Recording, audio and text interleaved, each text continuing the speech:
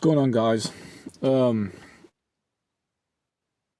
I seem to get the most ideas for videos after a drive when I've been driving. So this one's about scapegoats and the way that people make other people scapegoats. Now, if you've got, we'll use family for an example because that's the best crowd example I can give. It's the most important as well. If you've got a family and one member of that family is constantly being talked about and blamed, and you know that member can't seem to do any right, they might have made a few wrong decisions. I mean, we all have, and it's held against them, and it's sort of used against them in every opportunity, and then lies start forming, and and deep down this isn't right. This isn't. You're thinking this.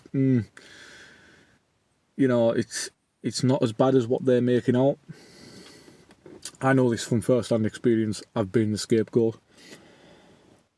But if you've got if you're seeing a family member go through this, or even a friend or whatever, be very, very weary and give be very weary of the ringleader, so to speak, or the person that has it out for that person the most. Because what they will do, the ringleader, they'll get everyone on board. In my case, it was my so-called mother. My dad was a scapegoat of the family. There was only me that seen him. My dad passed away. I was heartbroken. He was my best friend. I used to see him every night, and he passed away on New Year's Day. If you've got,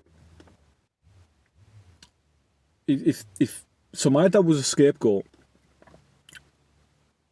Them people that made him the scapegoat now need a new scapegoat.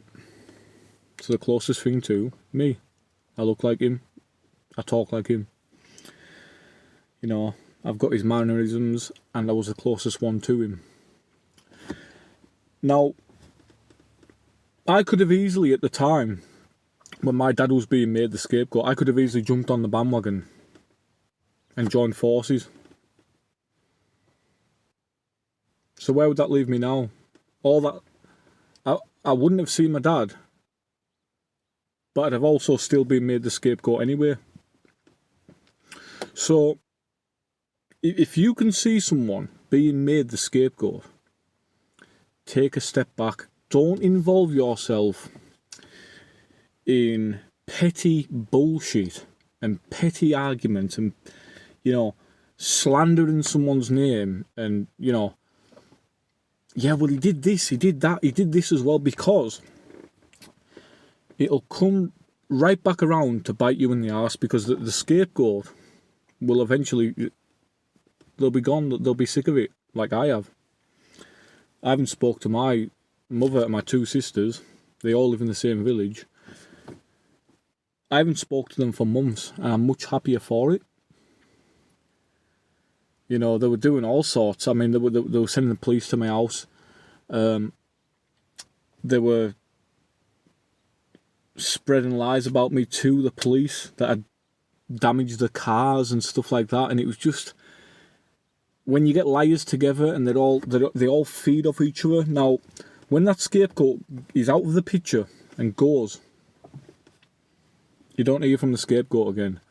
They are going to need a new scapegoat. And that will most likely be you. It'll be the person that is least invested to the cause. So do yourself a favour. If you can see the scapegoat of the family, rightly or wrongly, if you can see this happening, take a step back. Take a big step back. Give them a wide berth. Give the ringleader a wide berth, because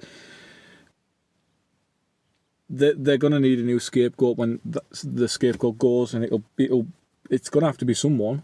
I mean, in my mother's case, I don't know what's happening on that side of things, but she could have already picked a scapegoat by now. God knows.